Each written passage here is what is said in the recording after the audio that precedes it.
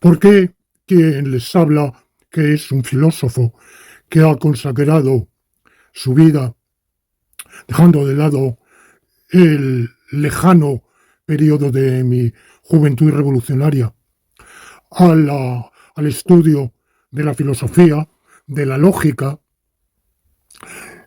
de una amplia gama de disciplinas filosóficas, ante todo la metafísica, filosofía del lenguaje, lógica, filosofía de la lógica, pero también historia de la filosofía, y desde mediados de los años 90 para acá, o sea, desde hace 30 años, casi exclusivamente a la lógica y la filosofía jurídicas, al derecho, al mundo del derecho, pero visto con toda la tecnicidad propia de lo jurídico, pero también con una mirada filosófica y lógica. Bueno, pues, ¿por qué quien tiene esa larga trayectoria de filósofo, de jurista, de lógico, se dedica ahora a escribir un libro que se titula La victoria de Linux sobre temas informáticos? ¿Qué tiene que ver lo uno con lo otro? ¿Cómo así este libro viene producido? Y si tiene que ver o no tiene que ver con toda esa trayectoria que yo traigo a mis espaldas y que constituye el trasfondo de toda mi reflexión. Bueno, lo primero que la primera conexión es puramente instrumental, a saber que yo, como estudioso, como académico, como profesor e investigador en el ámbito de la filosofía, antes de consagrarme a la filosofía jurídica, como acabo de decir, más bien en las áreas, sobre todo, de lógica, filosofía del lenguaje, metafísica, esas tres principalmente, y algunas otras aledañas o afines según los momentos. Bueno, pues como académico, como estudioso, primero como alumno, como doctorando en Bélgica en los años 70, yo tuve que escribir mi tesis doctoral.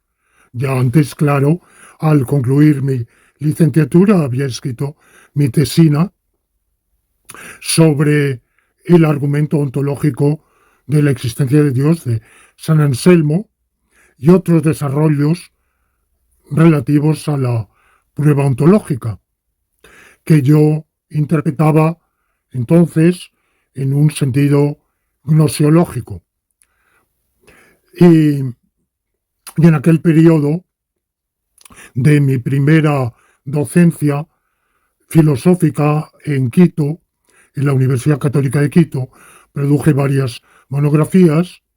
Luego, naturalmente, para la tesis doctoral en Lieja, que superó las 1000 páginas, pues yo evidentemente tuve que manejar la máquina de escribir.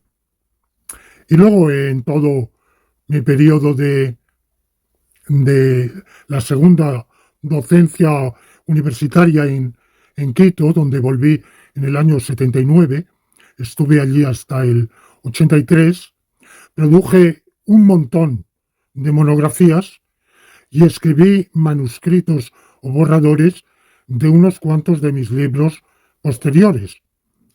Bastantes de mis libros posteriores habían tenido una primera versión preliminar que yo había escrito justamente en aquellos años, porque mi carga docente era leve y por las circunstancias de mi vida académica yo tenía bastante tiempo para escribir y lo aproveché. Lo aproveché muchísimo. Inicié también una licenciatura en lingüística para la cual tuve también que escribir y teclear a máquina varias monografías, algunas de las cuales están disponibles en el Internet.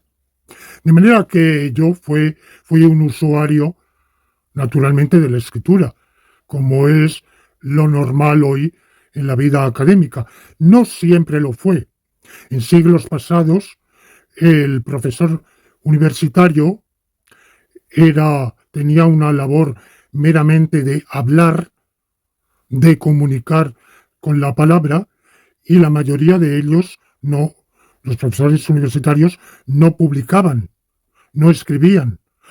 Escribirían a lo mejor sus apuntes de clase, pero, bueno, claro, primero no existía ni siquiera la máquina de escribir, que es un invento de finales del siglo XIX, de manera que la concepción que hoy tenemos del académico, del universitario, que es un hablador, un orador, pero también un escritor y por tanto un tecleador, un mecanógrafo, a menos que tenga amanuenses, claro está, y yo me he beneficiado de ayuda para ese tecleo que nunca agradeceré bastante, pero una parte del tecleo la tuve que asumir yo. De manera que yo era, mucho antes de iniciarme en el ámbito de la computación, yo era un mecanógrafo, yo era un tecleador, un escritor que escribía en parte con, que es mi modo preponderante de escribir, sigue siendo hoy, me gusta más escribir con el bolígrafo sobre el papel y después teclear, pero también una parte muy significativa de mi obra la he escrito directamente tecleando. Soy un mal tecleador, un mal mecanógrafo, pero bueno, así, malo o bueno, lo he hecho.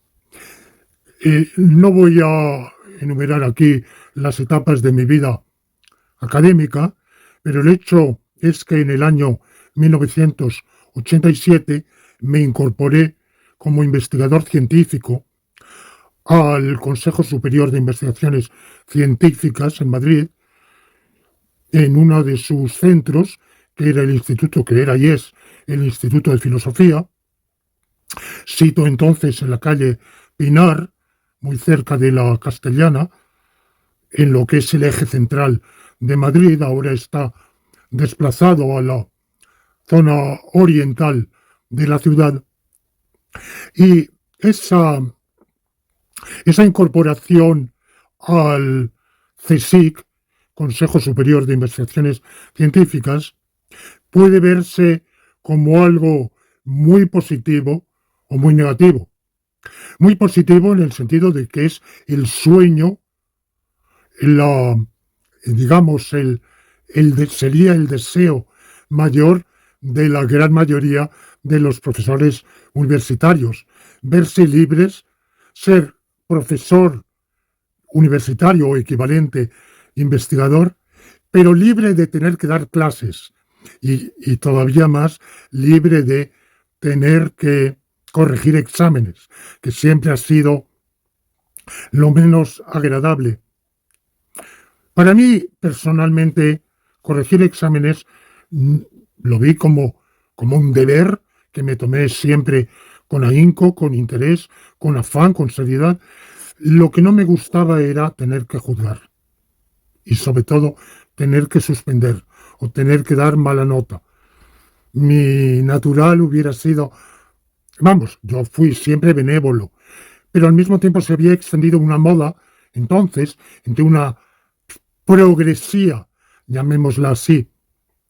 Ya estábamos en los comienzos de lo que muy posteriormente se llamará la tendencia o el movimiento woke. Bueno, todavía entonces no se llamaba así, pero eran los preliminares, los propileos de esa tendencia. Y es lo que se llamaba entonces, despectivamente y con razón, la progresía. Bueno, pues una de las novedades de esa progresía era la oposición a la docencia en el sentido antiguo de la palabra, y el rechazo de los exámenes o la inutilización de los exámenes por la práctica de regalar notas. Bueno, pues yo, a pesar de mis orígenes, como ya he dicho, de una juventud, de dónde venía yo, que era de una juventud revolucionaria, pero en cambio yo de la relación docente-discente tenía y tengo una visión muchísimo más tradicionalista. Yo me considero heredero, continuador de la gran tradición de la universidad de antaño, de la traditio académica, del transmitir el saber y de evaluar meritocráticamente según el mérito más que según el deseo, aunque eso está compensado con mi inclinación a la benevolencia, a la clemencia, a ser benefactor en la medida en que dependa de mí. Bueno, de manera que para mí renunciar a la docencia no fue, como lo sería para tantos otros, una delicia, una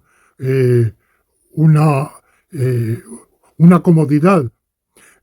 Fueron las circunstancias asendereadas de mi reciente regreso a España, de la vida universitaria en aquel periodo infausto de la ley de reforma universitaria, la implantación de la endogamia, lo que por vicisitudes de esa vida académica me indujo y me propulsó a lo que para otros sería, en cambio, como digo, dar un salto hacia la realización de un sueño, me impulsó al CSIC.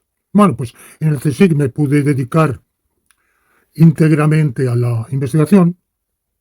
Quiero aclarar que esa sigla CSIC, Consejo Superior de Investigaciones Científicas, no tiene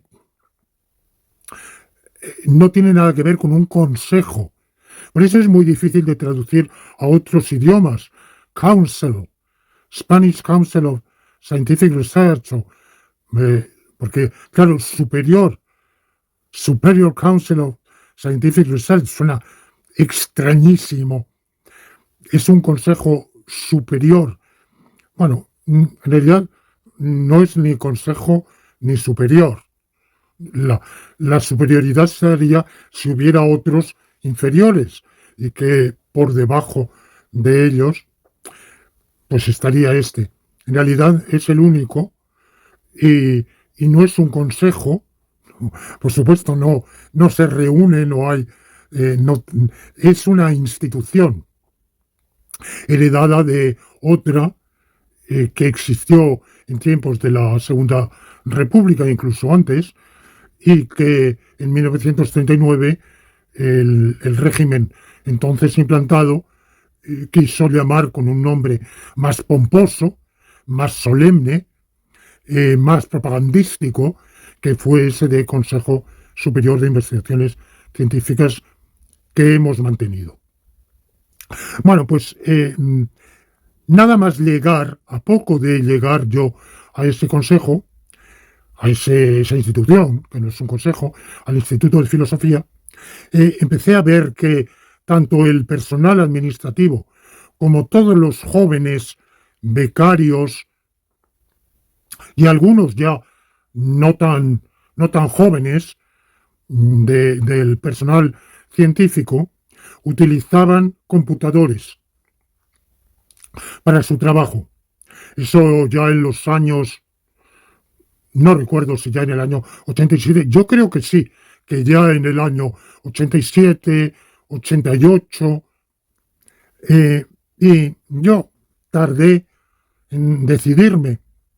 No fui el último, porque otros de edad comparable con la mía, e incluso un par de ellos, o tres, mayores que yo, tardaron todavía más en incorporarse.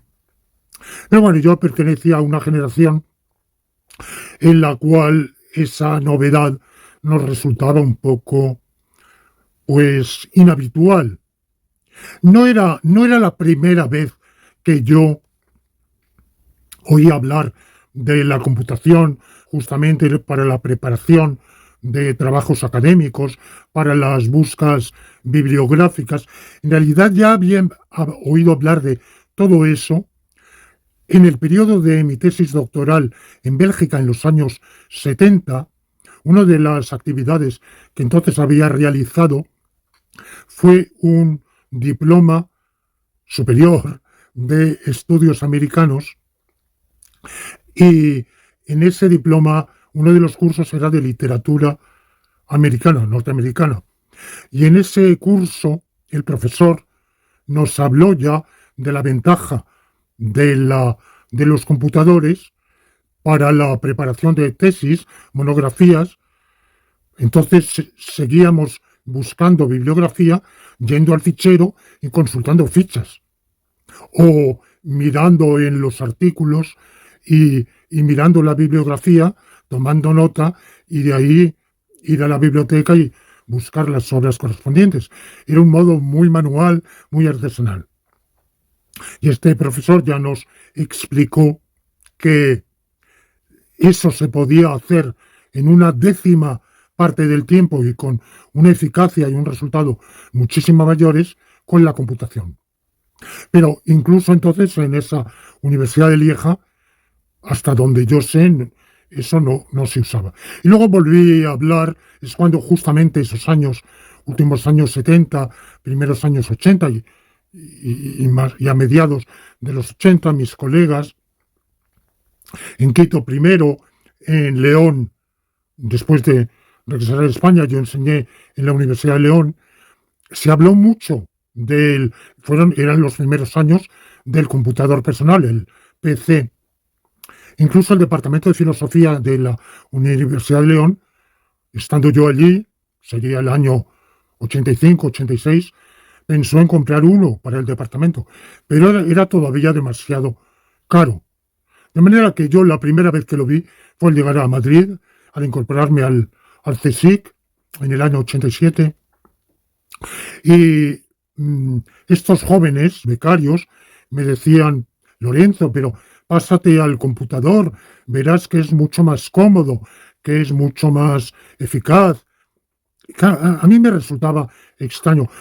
Debo decir una cosa, confesar algo, y es que yo, que había tecleado tantísimo antes, con la máquina de escribir tradicional, mecánica, en cambio nunca había logrado adaptarme a la máquina de escribir eléctrica.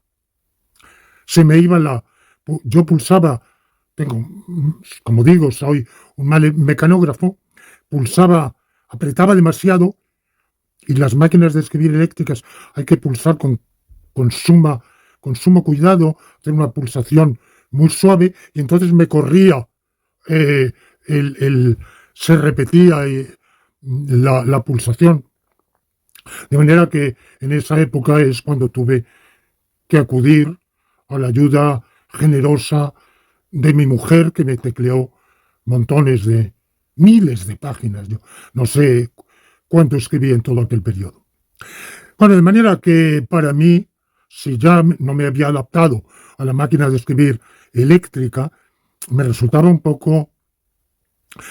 poco de canguelo y de reparo el dar el salto a la computación. Finalmente lo di, me fueron persuadiendo, yo no sabía cómo funcionaba eso, pero finalmente lo di. Entonces, mi contacto con la computación vino por ahí, por utilizar el computador como un instrumento para escribir mis manuscritos, mis textos, almacenarlos, y luego de ahí muchísimas más cosas.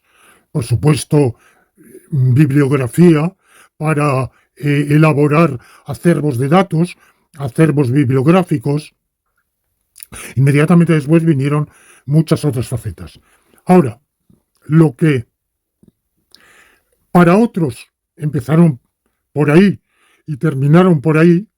Yo, en cambio, desde el primer día de tener que tener un computador encima de la mesa, tener que teclear, tener que abrir un programa, desde el primer día estudié, mejor dicho, desde la primera noche, que la pasé en blanco, del día en que llegó un computador a mi casa, me puse a estudiar el manual del sistema operativo y tuve una relación con, con la computación no solo como un instrumento práctico, inicialmente para el tecleo y posteriormente para muchas más cosas, evidentemente. Pero además yo tuve una relación de objeto de estudio y en ese objeto de estudio voy a descubrir muchas cosas. Voy a descubrir que, primero, ese instrumento está, bueno, es una máquina que consta de varios elementos, una caja, la CPU, que tiene dentro una serie de módulos y dispositivos electrónicos de los cuales yo no sabía nada. Luego aprendí algo con el tiempo, un teclado y una especie de, de televisor, el monitor o pantalla, yo lo llamaba la pantalla, y bueno, tenía eso, pero ¿con qué funcionaba todo eso? Todo eso funcionaba con un software. Claro, para mí eran palabras nuevas, hardware, software. Y ese software tenía una parte central, básica, subyacente, que era el sistema operativo. Y por encima del sistema operativo, una serie de programas, como el programa que utilicé para escribir, para teclear, el WordPerfect y otros programas. Bueno, pues con respecto a todo eso, se pueden hacer dos cosas. Se puede usar y se puede estudiar. Bueno, hay quien lo usa y de estudiar lo hace un estudio mínimo o mínimo, lo más imprescindible para usarlo con mínima o mediana eficiencia. Incluso quizá esa actitud determina luego la opción por un programa u otro, porque hay programas que como por ejemplo el WordPerfect, para usarlos bien hay que estudiarlos bastante. Y hay programas que para usarlos relativamente bien hay que estudiar poquísimo. Entonces, mi actitud desde el primer día fue la del estudio.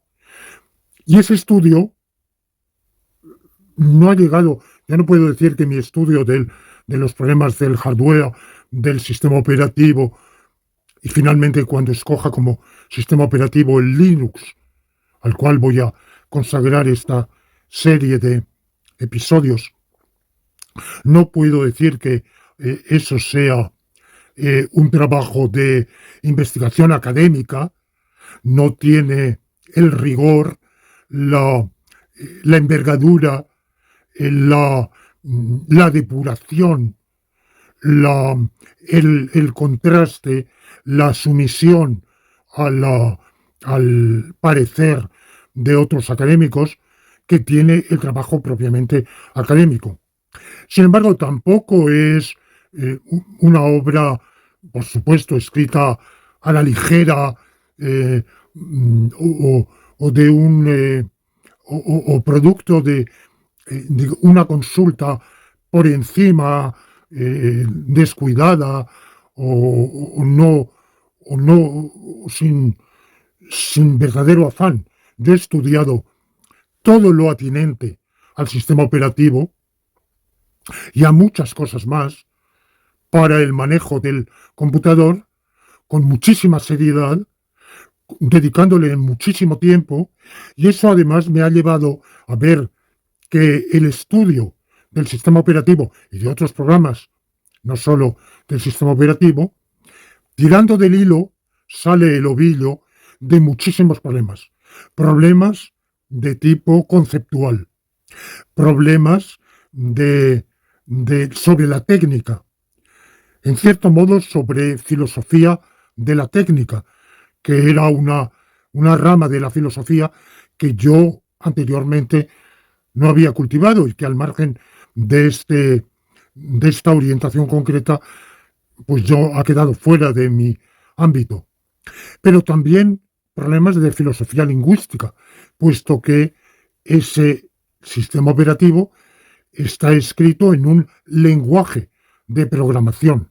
Y ese lenguaje de programación es un lenguaje, por lo cual todo mi pasado de reflexión sobre filosofía del lenguaje, filosofía lingüística, va a tener aquí también una pertinencia.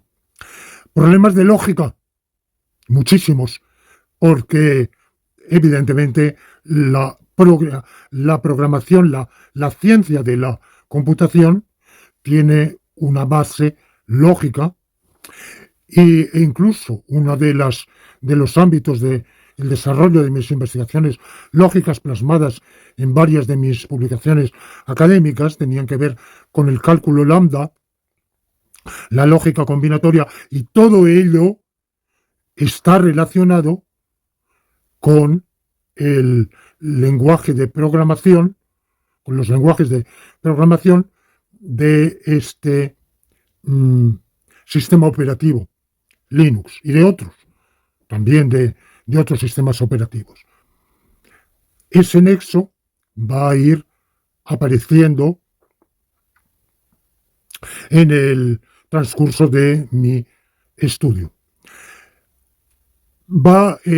Mi indagación va a llevarme también a un ámbito de lo que podríamos llamar historia conceptual. De nuevo, la historia conceptual, que entre los filósofos de la historia es una rama, una disciplina o una escuela inaugurada por un alemán, Koselleck, bueno, pues tiene enormes ramificaciones y aplicaciones, y una de ellas es esta. Los conceptos informáticos tienen una historia, no surgen de golpe, tienen un primer esbozo, y no solo aquello a lo que se aplican, sino los conceptos en sí mismos van evolucionando, se van adaptando, y entonces una parte del trabajo que presento en este libro sobre Linux podríamos subsumirla en esa denominación de historia conceptual. Y finalmente hay una problemática jurídica, porque una de las características esencialísimas de Linux es presentarse como un sistema operativo libre, un sistema operativo que forma parte del software libre. Y ese concepto de libertad involucra una reflexión sobre la propiedad intelectual, que un problema que cuando yo me inicié en la computación yo no había abordado. Yo no tenía todavía una elaboración doctrinal sobre la propiedad intelectual. Esta la desarrollé años después al compás de mis estudios jurídicos y jurídico-filosóficos, pero antes de ser jurídico-filosóficos, puramente jurídicos, en el ámbito del derecho civil, y todo ello me llevó a reflexionar sobre ese concepto de software libre y a indagar, como lo hago en uno de los capítulos de este libro, con profundidad sobre la libertad que proclaman los desarrolladores del sistema operativo Linux, qué tipo de libertad hay, si eso es compatible con el concepto de propiedad intelectual, si es defendible la propiedad intelectual, si es defendible la propiedad intelectual en general para obras científicas, literarias, artísticas, o también lo es para obras informáticas, para productos informáticos, y en qué medida esa libertad proclamada del software libre se sustenta ¿en qué? Se sustenta en la ética, se sustenta en el derecho. ¿En qué derecho? En el derecho natural, en el derecho positivo, en los derechos humanos, en el derecho fundamental a la libertad individual, como sin duda defienden los apóstoles y fundadores de esa idea del software libre. Bueno, pues toda esa temática yo la he ido indagando, estudiando, reflexionando, y viene reflejada en uno de los capítulos de este libro. Bueno, pues esa es la temática que vamos a ir abordando en los siguientes episodios de esta secuencia de vídeos consagrada a explicar, aclarar y difundir el contenido de mi libro, La victoria de Linux. Agradezco su atención y doy la bienvenida a sus comentarios, críticas y sugerencias.